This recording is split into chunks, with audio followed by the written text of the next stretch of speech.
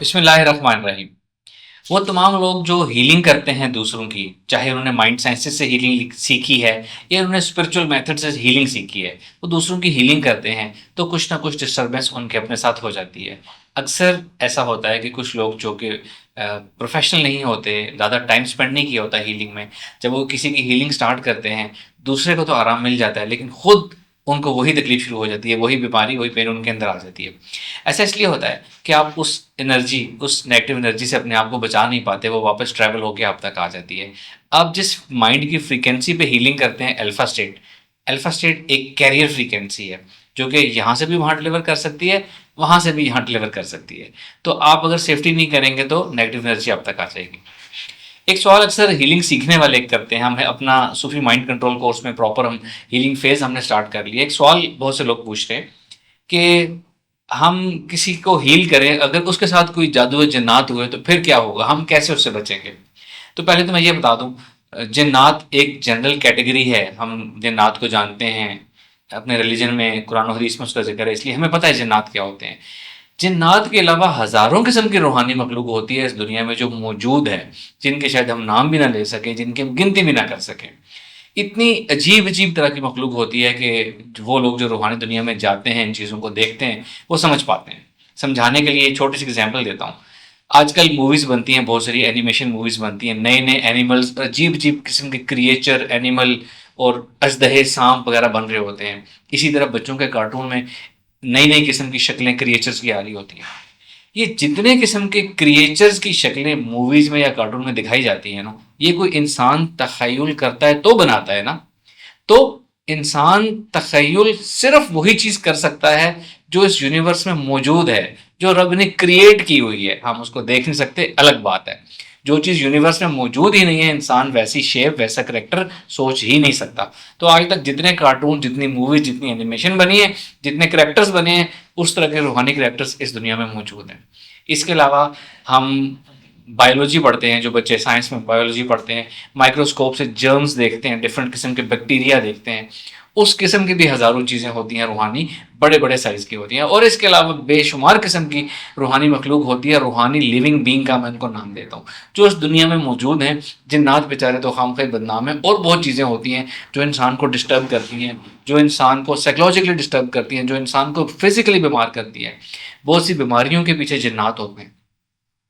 ऐसे जन्नात भी होते हैं, ऐसे गंदे गलीज या नेगेटिव एनर्जी वाले मनहूस जन्नात भी होते हैं कि वो किसी के पास से उसको गुजर जाए तो 2 दिन उस शख्स को बुखार रहेगा। ऐसे जन्नात होते हैं जो किसी के जहन में या जिस्म में सरायत कर जाए तो उस इंसान के पूरे ब्लड की केमिस्ट्री डिस्टर्ब हो सकती है। ऐसी बहुत सी डिजीजेज आजकल जन्नात की मौजूदगी की वजह से होती है। चूंकि साइंस जन्नात को देख नहीं सकती, इसलिए उसको मानती नहीं है, उसको ट्रीट नहीं कर सकती। हम वापस अपने हीलिंग के टॉपिक पे आते हैं। लोग ये पूछते हैं कि हम उस एनर्जी से कैसे बचें। तो पहले तो मैं ये बता दूं, मखलूक हज़ार किस्म की है, सिर्फ जिन्नात नहीं है। हर बीमारी की अपनी एक नेगेटिव एनर्जी होती है, हर बीमारी की अपनी एक सॉफ्टवेयर वायरस होता है, या यूं समझ लें हर बीमारी के पीछे एक जिन होता है। समझाने के लिए कह रहा हूँ, ये हर बीमारी की एक अपनी बदरू होती है। साइंस की जुबान में हर बीमारी की एक नेगेटिव एनर्जी होती है, एक सॉफ्टवेयर वायरस होता है। ये सिंपल करके आप समझ लें।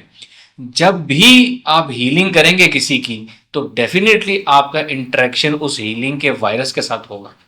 बॉडी में जो बीमारी होती है, ये हार्डवेयर हो गया, जो उसकी सॉफ्ट फॉर्म है वो पीछे सॉफ्टवेयर हो गया।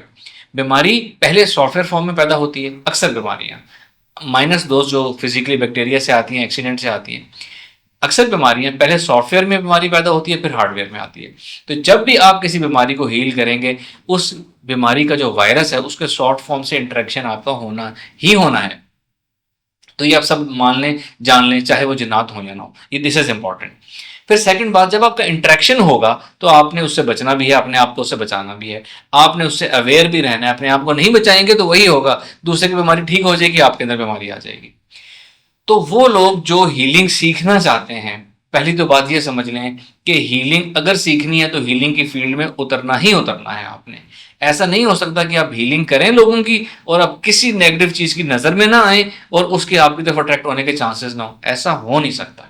आपने उसको सीखना है और अपने आप को उससे प्रोटेक्ट करना है। This is important. तो पहले आपने फैसला करना है कि आपने हीलिंग की दुनिया में, हीलिंग के प्रोफेशन में आना है या नहीं आना।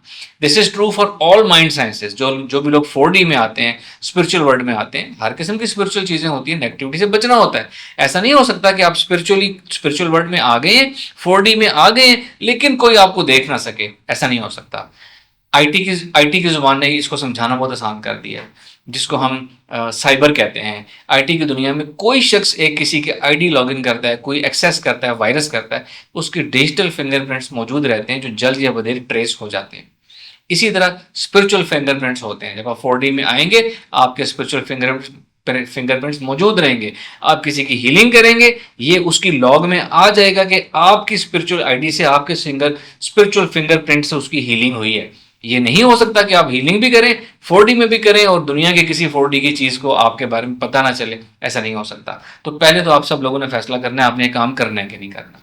अगर करना है तो आपने इसको रेगुलरली करना है।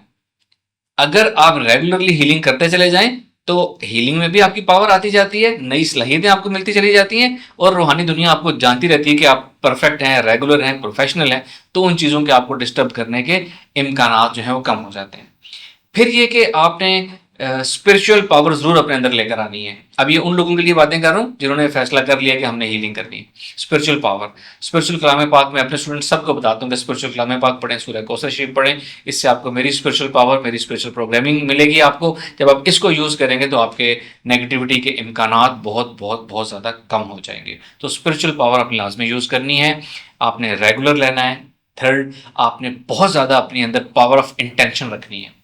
पावर ऑफ इंटेंशन का मतलब है इरादे की ताकत, और यकीन आपने ये रखना है जब आप किसी की हीलिंग कर रहे हैं तो आपने अपने अंदर ये पावर ऑफ इंटेंशन और यकीन रखना है कि आप जो हीलिंग पावर, हीलिंग एनर्जी किसी को दे रहे हैं, ये सिर्फ वन वे ट्रैफिक है, वन वे ट्रांसमिशन है। सिर्फ यहाँ से हीलिंग एनर्जी पावर दूसरे के पास जाएगी, वहाँ से कुछ वापस नहीं आ सकता।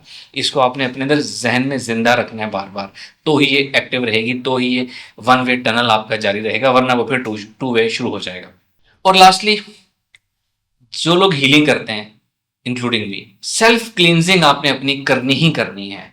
अपनी हीलिंग आपने लाजमी करनी है। दूसरों की हीलिंग आप डेली करें, अपनी हीलिंग डेली करें। मैं बहुत से स्पिरिचुअल वर्क, माइंड वर्क करता हूँ, बहुत से लोगों को सर्विसेज देता हूँ, बहुत से लोगों के साथ मेरी एनर्जी डेली इंटरेक्ट करती है, उनके साथ हज़ार किस्म की नेगेटिविटी भी होती है। मैं डेली अपने आप को क्लींजिंग करता हूँ, सेल्फ क्लींजिंग करता हूँ, अपने ऑरा को क्लींस, अपने ऑरा को बूस्ट करता हूँ, सेल्फ हीलिंग करता हूँ।